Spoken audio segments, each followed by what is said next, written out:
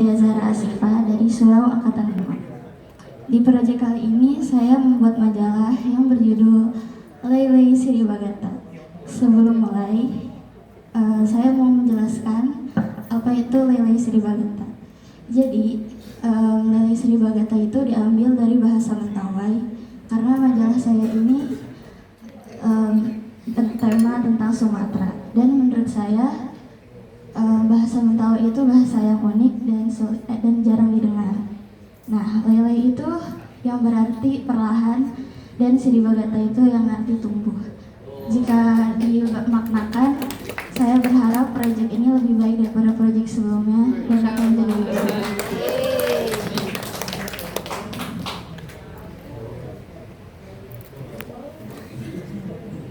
Kenapa saya membuat majalah? Yang pertama, saya ingin mencoba hal yang baru karena salah satunya saya ingin belajar mendesain karena saya belum pernah sama sekali atau mempunyai basic untuk mendesain. Lalu yang kedua, saya ingin produktif karena plan pertama saya membuat majalah ini itu ingin membuat proyek-proyek kecil lalu akan saya masukkan ke dalam majalah. Contohnya, belakangan ini itu saya sedang belajar gitar dan saya ingin mengcover lagu, lalu cover lagunya itu akan dimasukkan ke dalam majalah dalam bentuk QR. Terus ada juga saya membuat parfum, lalu merajut, juga membuat kue. Selanjutnya belajar menulis. Saat saya SD dulu saya pernah menulis dan saya tertarik untuk menulis lagi saat SMA. Yang terakhir, karena di semester kali ini itu saya dan teman-teman pergi ke Sumatera dan saya sangat tertarik untuk menceritakan perjalanan saya selama di Sumatera dalam bentuk tulisan. Menurut saya itu akan menjadi kenangan yang berkesan.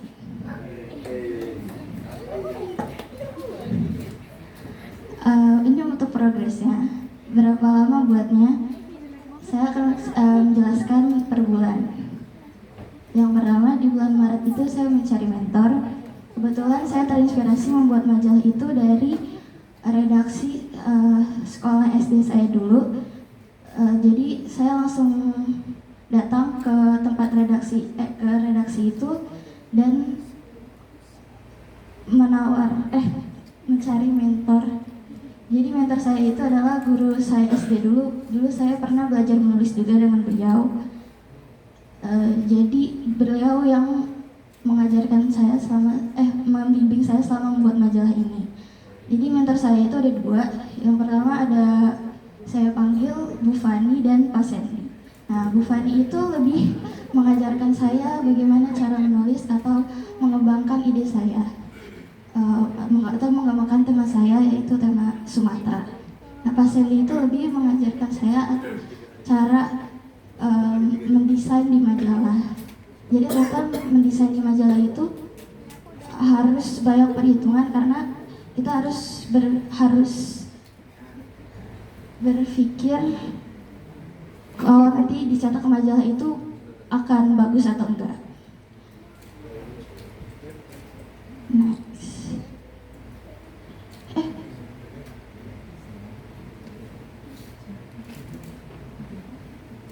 Di bulan April dan di bulan Mei, saya membuat fun fact tentang Sumatera. Jadi untuk mengisi majalah ini akan saya penuhi dengan hal-hal menarik atau keberagaman budaya di Sumatera. Lalu saya memasukkan atau membuat Ramadan activities. Karena tujuan saya membuat majalah ini agar saya lebih produktif.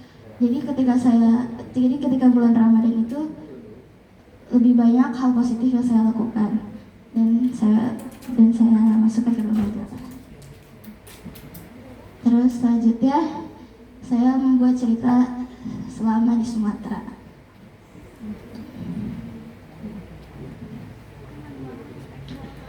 Di bulan Juni saya mencetak majalah dan membuat e-book. Di dokumentasi itu gak terlalu jelas ya tentang apa, tapi cuma ada foto itu doang. Jadi sebelum saya mencetak majalah, saya itu bertemu dulu dengan Bu Fani dan Pak Sandy. Beliau memberitahu saya kertas apa yang harus dipakai, ukuran berapa, sampai ke detail kecilnya seperti finishingnya itu apa, staples atau cover book. Terus yang terakhir saya membuat ebook bersama Pak Sandy juga, tapi waktu itu Pak Sandy sedang waktunya terbatas, jadi beliau yang lebih banyak membuat ebook. Jadi sampai sekarang saya sebenarnya kurang mengerti bagaimana cara membuat ebook. Jadi ebook yang sekarang itu lebih dibuat oleh Pak Sandy.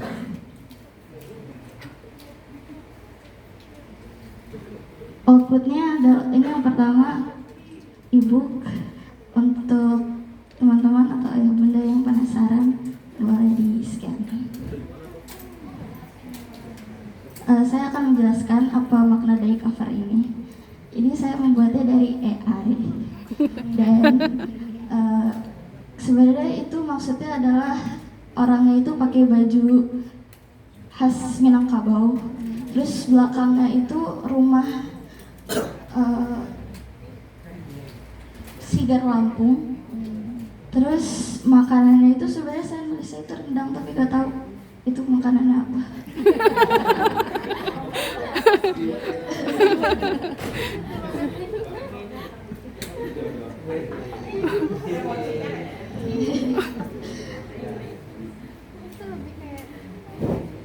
Terus output kedua adalah majalah cetak yang seperti saya pegang ini.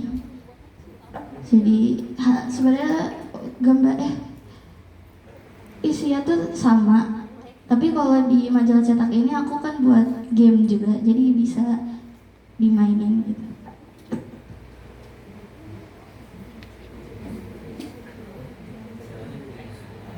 Oh iya.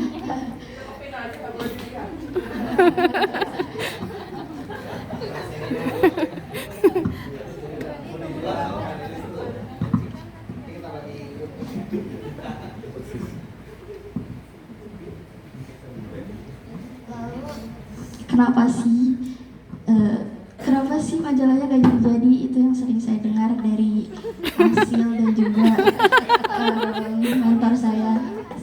Soalnya kan saya memberikan link Canva saya ke mentor saya. Terus mentor saya tuh sering lihat, ini kenapa gak ada progress-progressnya gitu. Terus ya ini adalah beberapa alasan. Yang pertama itu saya tidak punya ide desain. Sebenarnya yang bikin saya galau banget itu adalah menentukan warna.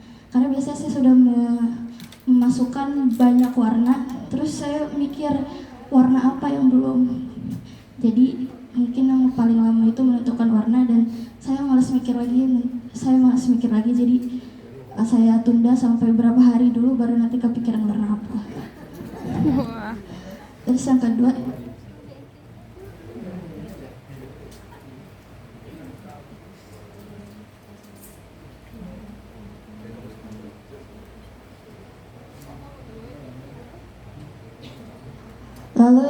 ini bingung cara membuat tulisannya. Karena di majalah itu biasanya tulisannya itu lebih santai dan friendly kan. Jadi saya bingung cara menyusun katanya itu gimana. Kadang tuh saya suka memakai AI karena untuk menyusun katanya atau lebih memperhatikan titik komanya. Terus yang terakhir, progres gak sesuai target. Jadi seperti yang saya bilang tadi, saya itu belajar gitar, lalu ternyata saya tidak diri saya itu tidak sanggup atau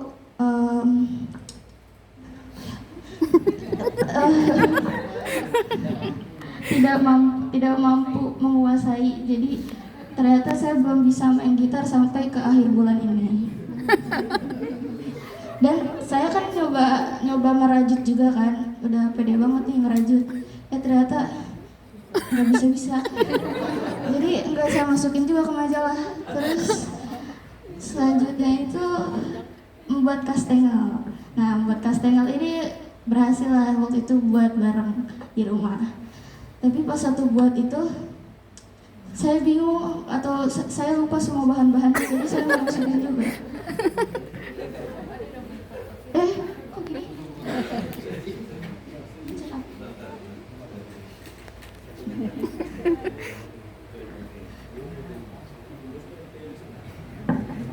Nah, solusinya adalah saya biasanya itu menjeda pembuatan majalah itu sambil mikir juga, kayak cari referensi dari lingkungan sekitar. Biasanya tuh saya suka scroll TikTok dulu, terus suka main dulu bareng teman.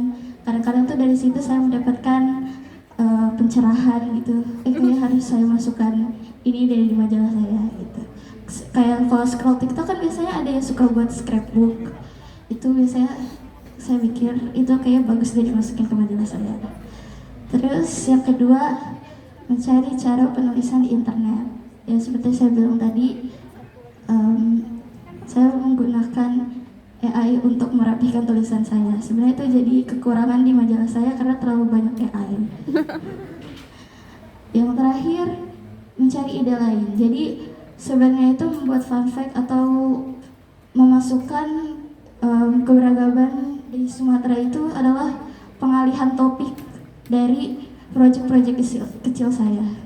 Jadi gimana caranya majalah ini tuh tetap jadi, tapi proyek kecil-kecil saya itu gak berjalan. Jadi saya masukkan fun fact tentang Sumatera.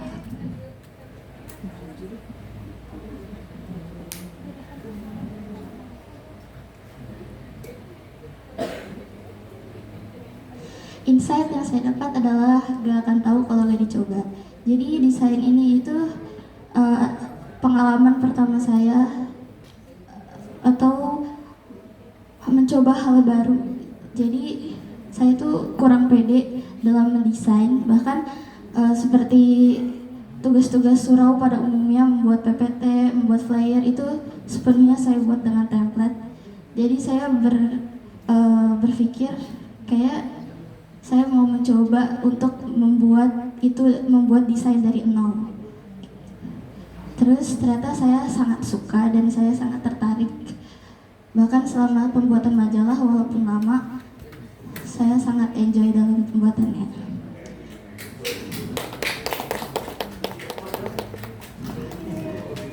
Dan ini indikator keberhasilan. Yang pertama itu saya merasa puas karena saya berhasil membuat majalah cetak dan juga e-book. Yang kedua, halaman diperkirakan melebihi target. Jadi halaman yang sebelumnya saya perkirakan itu sekitar 24 halaman, tapi yang jadi itu jadi 26 halaman. Sebenarnya cuma beda 2 halaman, tapi itu keren menurut saya. Keren buat saya. Yang terakhir itu isi majalah tidak sesuai rencana. Seperti yang saya bilang tadi, proyek-proyek kecil itu tidak berjalan. Sebenarnya tuh bukan karena diri saya yang keterbatasan diri saya, tapi sebenarnya saya malas. tapi ya gitu. Jadi saya mengalihkan jadi fun fact Sumatera. Nah, untuk next step-nya, saya sangat tertarik untuk membuat edisi baru. Jika saya diberi kesempatan untuk pergi ke Indonesia bagian lain, mungkin ke Kalimantan, saya akan membuat majalah edisi Kalimantan. Dan saya berpikir, saya akan mencari fun fact Kalimantan itu ke warlock aslinya, bukan dari internet.